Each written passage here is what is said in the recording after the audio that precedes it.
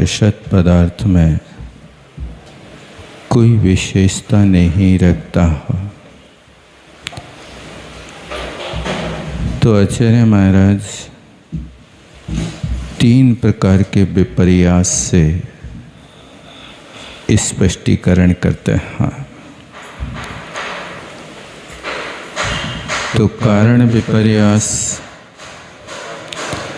भेदाभेद विपर्यास और स्वरूप विपर्यास। इसके लिए सबसे पहले कारण विपर्यास की बात करता है। कारण विपर्यासस्तावत् रूपादीनाम एकम कारणम अमूर्तम नित्यम इति केचित् कल्पयन्ते। वेदांती लोग मानते हैं कारण विपर्यास में कि रूपादि का एक कारण है, अमूर्त नित्य ये रूपादि का कारण है। यानी रूपादि जो गुण है वो किन्हीं कारणों से अमूर्त द्रव्य से मूर्त द्रव्य बनता है, ऐसा वेदांतियों का कहना। नित्यम अमूर्तम, नित्य अमूर्त द्रव्य से रूपादि का एक कारण होता है, ऐसा केचित् कल्पयन्ते। केचित् का अर्थ होता है जैन मतावलंबियों से बाहर रहने वाले लोग वे ऐसा मानते हैं। कारण बनाना है तो अमूर्त पदार्थ कभी रूपी नहीं होता, लेकिन इसने कभी ये मान लिया कि पर्याय में परिवर्तन हो जाता है। जिसका कोई मूर्त नहीं है, गेहूं है, अब गेहूं से अंकुर की उत्पत्ति हो रही है, वो हरा हो रहा, कारण हो रहा। उस गेहूं में अंकुर को हरा किसने बना दिया? अब वो हरा आया तो उनका कहना है कि अमूर्त द्रव्य में से एक रूपी द्रव्य की उत्पत्ति हो गई। लेकिन आचार्यों का कहना है कि उस गेहूं में से अंकुर की उत्पत्ति होना ही तो पर्याय का स्वभाव। हरा पीला होना, सफेद होना, ये तो गुण की पर्याय है, रूप गुण की पर्याय है। जैसा उसको निमित्त मिलता है वैसा परिवर्तन हो जाता है। कपास प्रकृति से सफेद होता है, लेकिन कहते उस कपास के बीजों में कलर मिला देते हैं तो वो कपास की उत्पत्ति आज हरी, लाल, पीली सब रूप में की जा रही है। कपास को हरा पीला किसने बनाया? जो वर्ण मिश्रण करके उसके साथ उसके बीज में बोया है, उससे हुआ, न कि वो अमूर्त द्रव्य से उसमें कोई हरा पीला हुआ। ऐसी कल्पना करना ये भी यदृच्छोपलब्ध है, अपनी इच्छा के अनुसार कुछ भी मानते जाना, ये कारण विपर्यास। अपने योगों की मान्यता पृथ्व्यादि जाति भिन्न परमाणु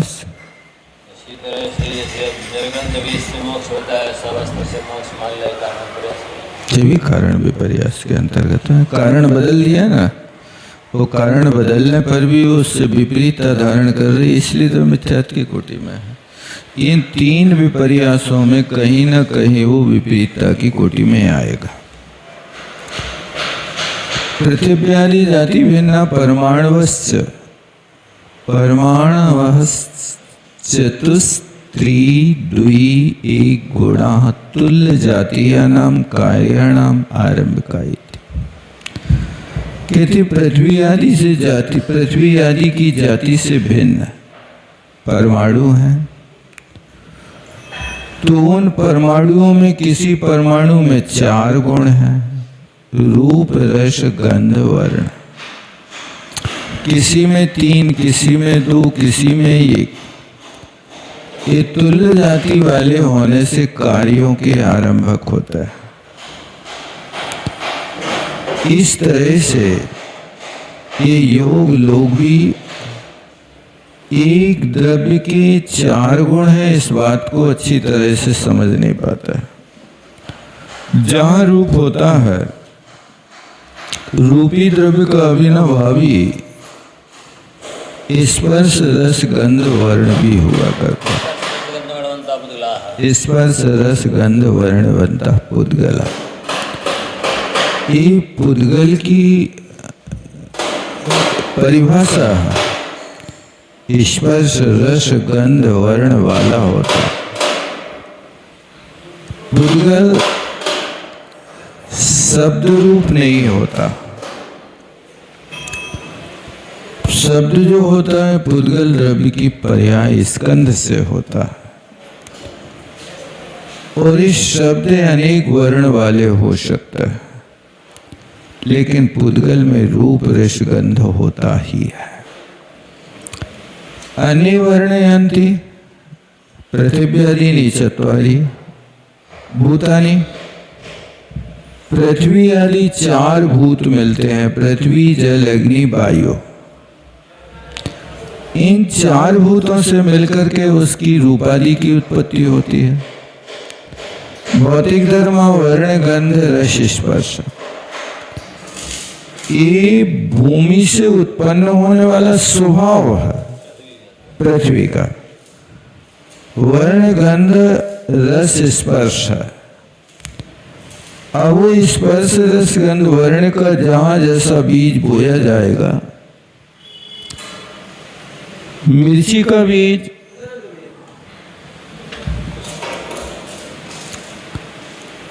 भले ही पीला या सफेद हो, लेकिन मिर्ची हरी होती है, और हरी होकर के फिर जब पक जाती है तो लाल हो जाती है। मिर्ची को लाल किसने बनाया? करेला को कड़वा किसने बनाया? ककड़ी को मीठी और कड़वी किसने बनाई?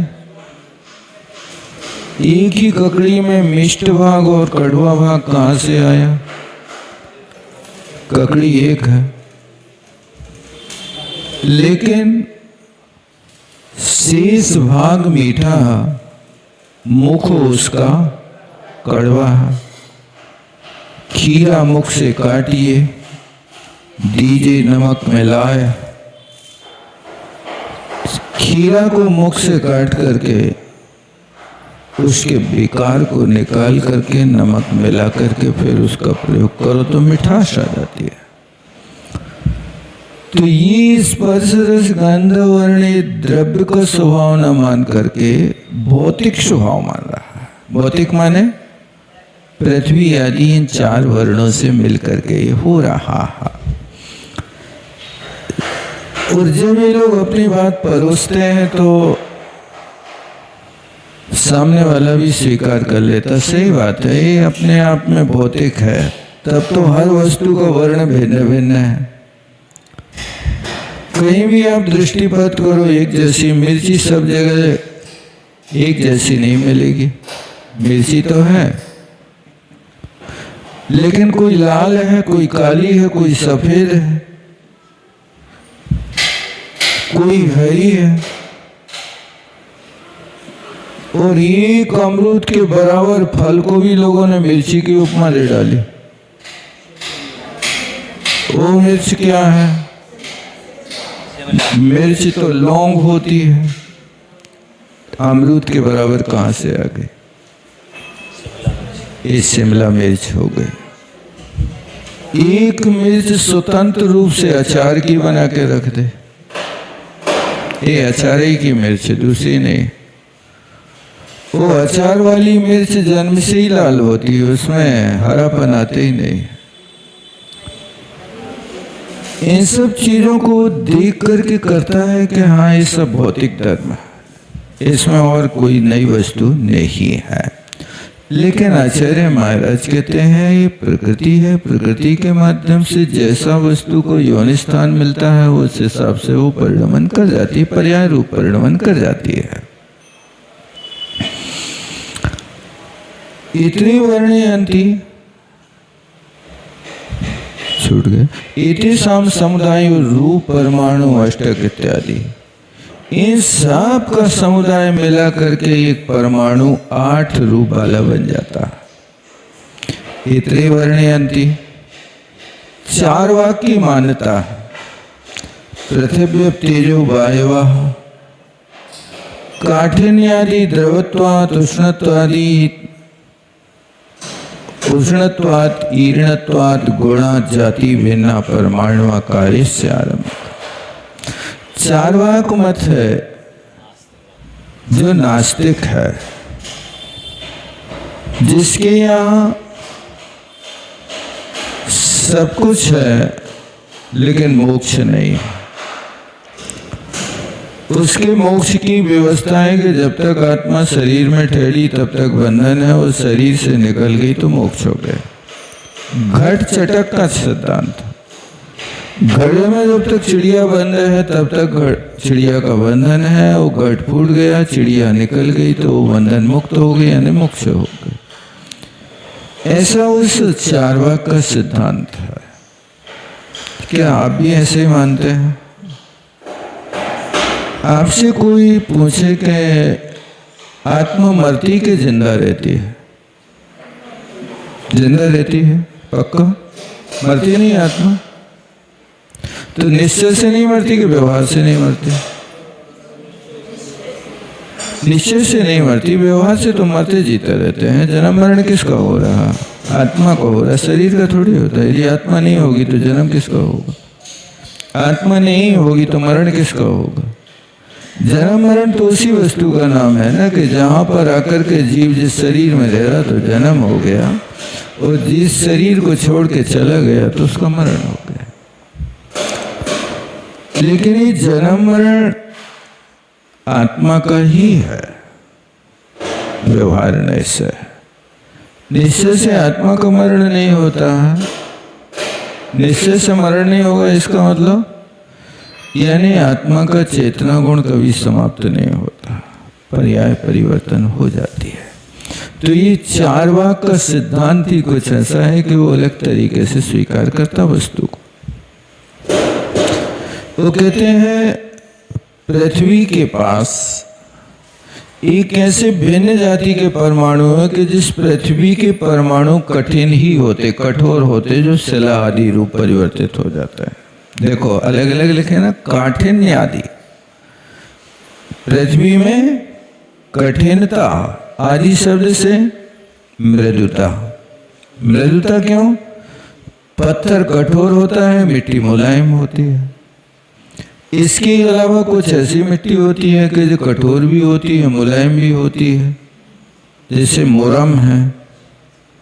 मोरम को कठोर कहोगे कि मुलायम कहोगे?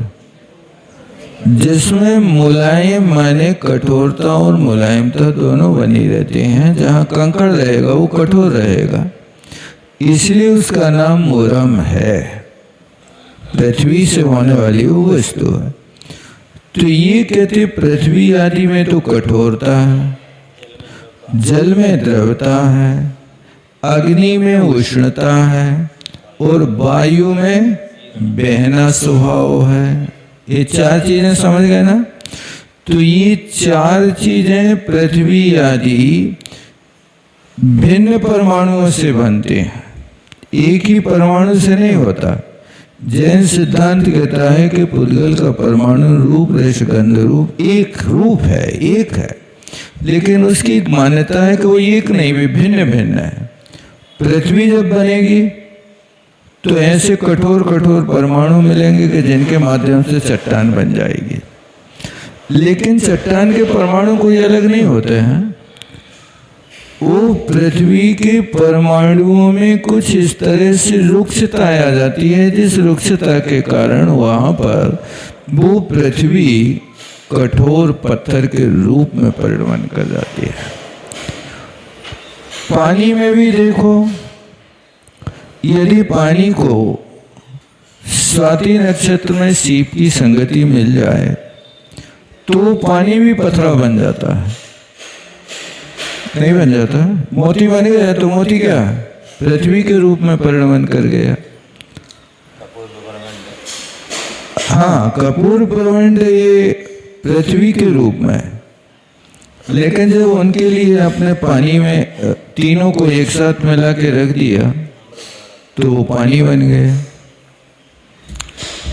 इस प्रकार से यहाँ पर भेदा भेद विपर्यास समझना कि भी पुद्गल के परमाणु को पृथ्वी के परमाणु भिन्न मान रहा है और जल के भिन्न मान रहा है। इस चीज का अनुभव भी करते हैं कि जल बहता है, पथरा जमता है, लेकिन जल भी कभी कभी अवसर पाकर के बहना बंद कर देता है। अब पानी का बर्फ बन जाए, अब पानी के छींटे मुट्ठी भर के यदि कोई के माथे पे मारे तो माथे का पसीना धुल जाए, लेकिन मुट्ठी भर बर्फ मारे कोई के माथे पे तो क्या होगा? सिर फूट जाएगा। एक कपड़ा है, उस कपड़े के एक व्यक्ति ने दो चीजें बनवा ली, एक टोपी बनवा ली और एक जूतियां बनवा ली। एक कपड़े की दो द्रव्य बन गए। अब क्या टोपी के परमाणु और जूते के परमाणु भिन्न हैं का? एक है ना। अब मान लीजिए कोई व्यक्ति किसी व्यक्ति को अपने सिर की टोपी उतार के मारता तो क्या कहेंगे? प्यार कर रहा। और उसी कपड़े के जूता उतार करके कोई के माथे पे मार देवे तो क्या कहेगा? सिर फूटेगा कि सुरक्षित रहेगा? अरे भाई, कपड़ा तो एक है ना। उसी कपड़े के परमाणु से तो ये टोपी और जूते हमने एक साथ बनवाए हैं, कोई भिन्नता थोड़ी है, लेकिन पर्याय में भिन्नता आ गई। जूते अधस्थान में धारण किए जाते हैं।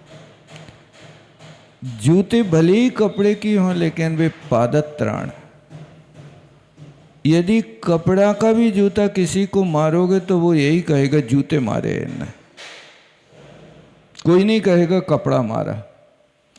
और टोपी को उतार कर मारोगे तो कोई नहीं कहेगा इसने जूते मारे, इसने तो टोपी हमारे सिर पे रखी थी। आदमी का काम ही है, इसका सिर उसकी टोपी इसका सिर, ऐसा तो करते ही रहता है आदमी, इसमें सिर नहीं फूटता। तो ये वस्तु को समझना, यहाँ पर इस प्रकार से भिन्न जाति के परमाणुओं को बना करके एक कार्य के प्रारंभक बनाया। भेदाभेद विपर्यास कारणत कार्यम अर्थांतरम भूतम एवं। कारण से कार्य भिन्न ही होता है। इति अनर्थांतर भूतमेव। अनर्थांतर भूत है मतलब भिन्न रूप है। इस प्रकार की परिकल्पना इस सांख्य लोग करता है। लेकिन देखा जाए कि एक ही भंग तो नहीं बनता कि कारण से कार्य अलग होता है। कथनचित कारण भिन्न कार्य भिन्न होता है। कभी एक कारण से अनेक कार्य हो जाता है। इन कारणों के साथ में देखना, जहां इस प्रकार के विचारों में भेद भी पैदा हो जाए, उन विचारों के साथ में ये भेदाभेद विपर्यास। कोई लड़का लड़की साथ में जा रहे हैं तो लोग उंगली उठाते हैं, और वही लड़के लड़की पति पत्नी के रूप में मिल जाएं तो लोग बाजे बजाते हैं, शादी में ढोल बजाते हैं। पहले क्यों आपको ऑब्जेक्शन था? अब क्यों बुद्धि बदल गई? अभी भी साथ हैं, पहले भी साथ थे, लेकिन पहले का साथ बुद्धि में एक विकार पैदा करता था। अब बुद्धि बदल रही, क्योंकि वो दोनों कारण हैं, भेद अभेद हैं, दोनों एक मिले हुए नहीं हैं। लेकिन इस परिस्थिति में आप साथ रह सकते हो, समाज सम्मत उस परिस्थिति में आप रहोगे तो समाज की नजरों में गिरोगे, चारित्र से गिरोगे। ये भेदा भेद विपर्यास के स्वरूप को समझना। इसलिए कारण से कार्य भिन्न होता है, और कभी जो कारण है वो ही कार्य बन जाता है, अलग नहीं होता। अब जैसे चावल है, भात बन गया। चावल को भात किसने बनाया है? पानी ने बनाया कि आग ने बनाया? अकेला पानी चावल में मिलाओ तो चावल गलेगा, और चावल में पानी मिला के आग मिलाओ तो चावल पकेगा। आप गला चावल खाते कि पका चावल खाते? गला नहीं खाते। उस चावल के भात बनने में अब दो कारण आवश्यक है, पानी भी हो, अग्नि भी हो, और पानी अग्नि के साथ में बर्तन भी होवे, और बर्तन होवे लेकिन काठ की हंडी होवे। लकड़ी की हंडी पे भात बनाओगे कि नहीं बनाओगे? तो लकड़ी की हंडी का उपयोग क्या होगा? सिकी रोटी रख सकते हैं, गरम रोटी रख सकते हैं, लेकिन लकड़ी के तवा पे रोटी नहीं सेक सकते। ये भिन्नता समझना कि कहाँ कौन से कारण से आप क्या कार्य कर सकते हो, क्या नहीं कर सकते हो। कभी कारण, अब वो कारण देखना कि चावल में अग्नि भी मिली, पानी भी मिला, तब चावल का भात बना।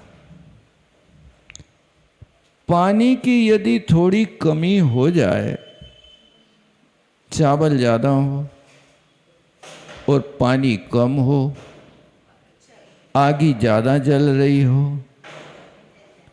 क्या बनेगा? भात नहीं बनेगा।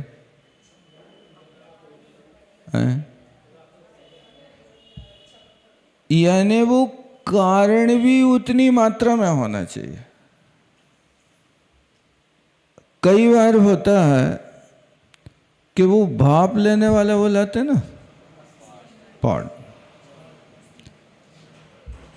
अब उस भाप तो लेना है, लेकिन पानी की मात्रा कितनी रखना।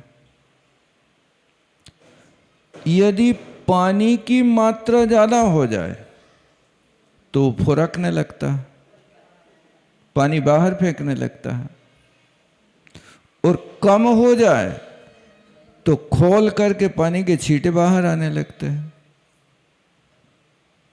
यानी उस भेदा भेद विपर्यास में आप पानी का यदि योग माप तौल नहीं रखोगे तो वहां पर वो अभेद रूप से काम करने वाली वो भिन्न हो जाएगा।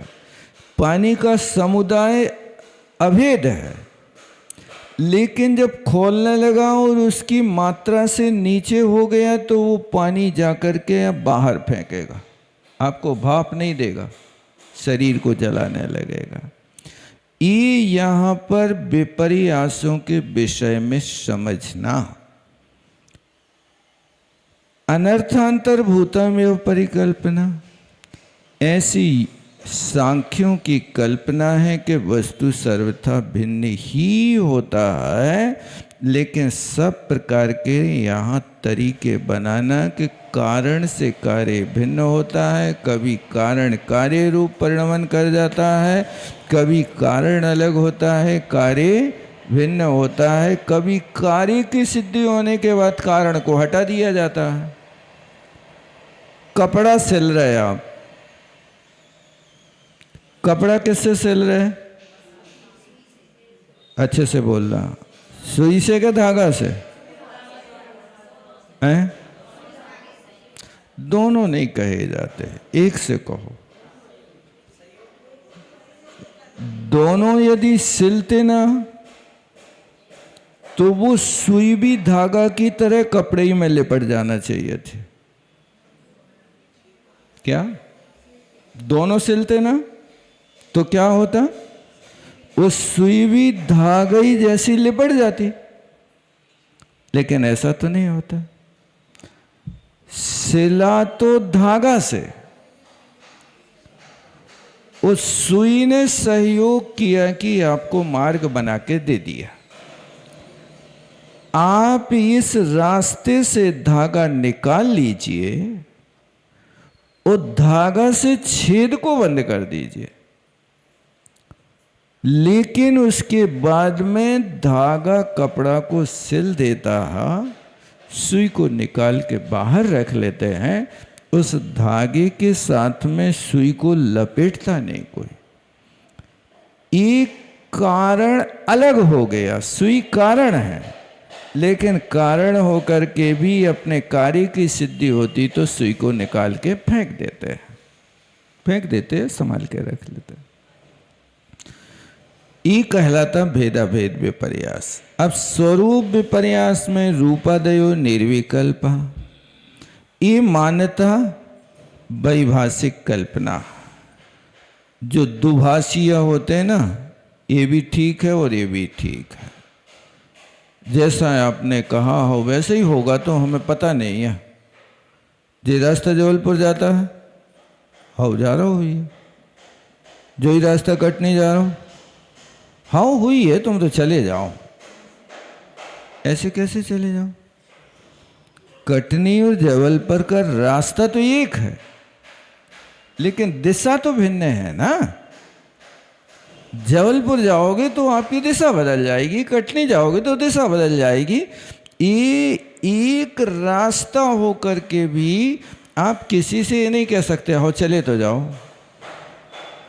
आपको कमानिया पे खड़े होकर के बताना पड़ेगा जबलपुर यहाँ है, कटनी यहाँ है, नहीं तो ये विपर्यास हो जाएगा, विपरीत हो जाएगा।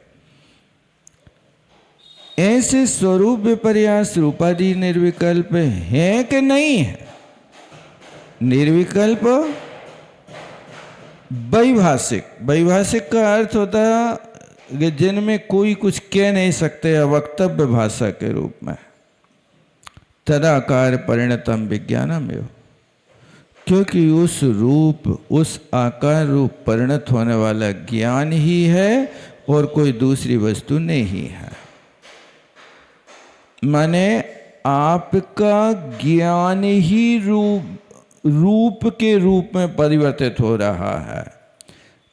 एक काला है, सफेद है, तो ये कोई रूप नहीं है काला, रूप तो रूप है। तुम्हारा ज्ञान इसको काला देख रहा है, इसलिए वस्तु काली हो गई। माने ज्ञान काला है, रूप काला नहीं है। सब कुछ ज्ञान ही है। तुम्हारा ज्ञान जिस रूप में देखना चाहे वो मल्टी कलर में देखता रहेगा, कभी काला कभी सफेद। ज्ञान हो गया, ये वस्तु तो जैसी में से जे है।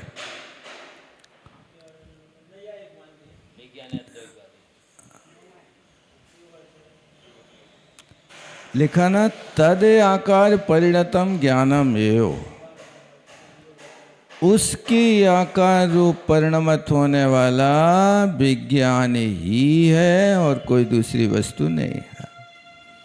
ना तदालंबनम वस्तु बाह्यम, क्योंकि उसके आलंबन के बिना बाह्य वस्तु कुछ है ही नहीं।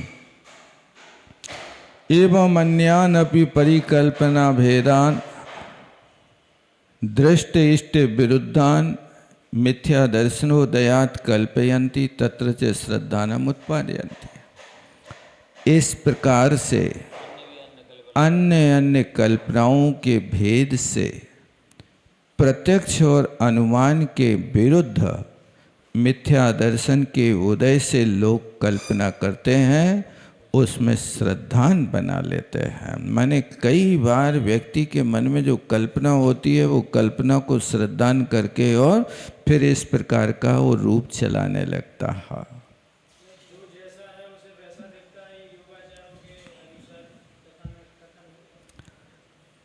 यही तो है, इसको विज्ञानाद्वैत मानते हैं कि विज्ञान को अद्वैत मानो। इस रूप से, इस रूप में और ज्ञान में भिन्नता नहीं रही, इसका नाम विज्ञानाद्वैत। अद्वैत माने द्वैत, भिन्नता नहीं कर रहा, इसको अद्वैत कहते हैं।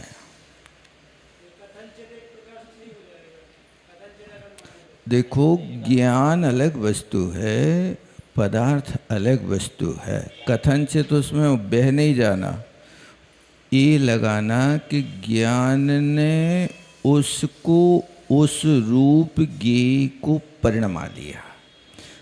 अपने ज्ञान ने इस कागज को चौखटे के रूप में, काले सफ़ेद के रूप में ज्ञेय को अपने हृदय में, ज्ञान में उतार लिया। ये ज्ञान की विशेषता है और वो ज्ञान ने ज्ञेय बनाया। लेकिन ज्ञेय में परिणमन होगा तो ज्ञान में भी परिणमन होगा। यदि काले से सफ़ेद हो जाए तो ज्ञान इसको सफ़ेद जानने लगे। अभी कागज काले के स्थान पर यदि उल्टा करके रख दिया जाए तो ज्ञान सफ़ेद ही जानेगा। तो ये उनका कहना है कि ये पुद्गल और ज्ञान एक है। लेकिन आचार्यों का कहना है कि पुद्गल द्रव्य अलग है, ज्ञान अलग है। ज्ञान का काम जानने का है, पुद्गल का काम रूप रस आदि प्रदान करना है। एक नहीं हो सकते। तथा तन्मत्य ज्ञानम श्रुत ज्ञानम अवधि ज्ञानम च भवति। कहते हैं जो तीन प्रकार के विपर्यास बताए हैं, ज्ञान उसी रूप जब हो जाता है तो ज्ञान मति ज्ञान मति अज्ञान बन जाता है, श्रुत ज्ञान श्रुत अज्ञान बन जाता है और अवधि ज्ञान अवधि अज्ञान बन जाता है। ये तीन कारण इसमें लगा लेना चाहिए। बात तो आज किसी समझ में आ नहीं रही है। ये यदि आपको 32 नंबर का सूत्र समझ में आने लगेगा तो समझ लेना कि न्याय में थोड़ी आपकी रुचि बनने लगेगी। और यदि ये नहीं आए तो आपको कभी भी प्रमेय कौल मार्टंग अष्ट सहस्री परीक्षा मुख न्याय दीपिका ये नहीं आएंगे। पूरे ग्रंथों में यही भरा। वहाँ तो कोई दृष्टांत देंगे तो राम लक्ष्मण का नहीं देंगे। दृष्टांत होगा तो हेतु परक होगा। यत्र यत्र धूमवत्वम तत्र तत्र अग्निवत्यम। पूरे न्याय के ग्रंथ में आपको जहाँ जहाँ धुआं है वहाँ वहाँ अग्नि है। ये बात न्याय का विषय पढ़ाने में बहुत जल्दी थकान होती है क्योंकि उसमें कोई समझाने का विषय नहीं होता, समझने वाला चाहिए, अन्यथा तो श्रोता सोता, वक्ता पेच पूरा कर लेता। सम्यक दर्शनम पुनस्तत्वार्थादि गमे श्रद्धानम उत्पादयति। कहते जब पुनः सम्यक दर्शन होता है, तत्वार्थ का अधिगम होता है, तो श्रद्धान को उत्पन्न करता है। और वो मति ज्ञान, श्रुत ज्ञान, अवधि ज्ञान रूप परिणमन कर जाता है। जब श्रद्धान होता है तो वे मिथ्या ज्ञान, सम्यक ज्ञान हो जाते हैं। देखो इस पंक्ति को याद रखना। अभी तो लोग कहते हैं कि सम्यक ज्ञान से मिथ्या अवधि ज्ञान होता है, लेकिन यहाँ पूज्यपाद स्वामी ने लिखा कि मिथ्या अवधि ज्ञान से भी सम्यक अवधि ज्ञान होता है। ये बात लगा लेना। तथा तन, जब श्रद्धान उत्पन्न हो गया उस जीव को, तो श्रद्धान होने पर जो मति अज्ञान था वो मति ज्ञान बन गया, जो मत श्रुति अज्ञान था वो श्रुति ज्ञान बन गया, और जो अवधि अज्ञान था वो अवधि ज्ञान बन गया। अच्छे से ध्यान देना।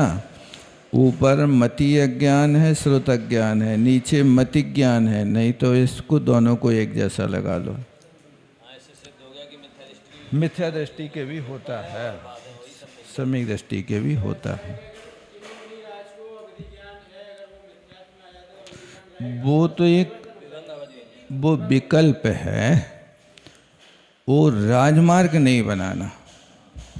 राजमार्ग इससे बनाना कि मतिश्रुतावधियो विपर्यस्य, इस जीव को यदि श्रद्धान हो जाए तो वे ही सम्यक हो जाए। ये कहने का मतलब उत्पत्ति का तो ये विपर्यास छोड़ दो तो सम्यक बन जाएंगे। देखो कुवधि ज्ञान के लिए अब सर्वथा ऐसा नहीं लगाना कि ये क्षयोपशम निमित्तक यानी गुण प्रत्यय ही होता है। बिना गुण के भी कसाय की मंदता से क्षयोपशम हो जाता है। अब मान लीजिए नारकी है, अब मिथ्या दृष्टि है, उसको भव प्रत्यय बना रहे हैं, लेकिन भव प्रत्यय अवधि ज्ञान में भी तो होना तो क्षयोपशम ही है ना।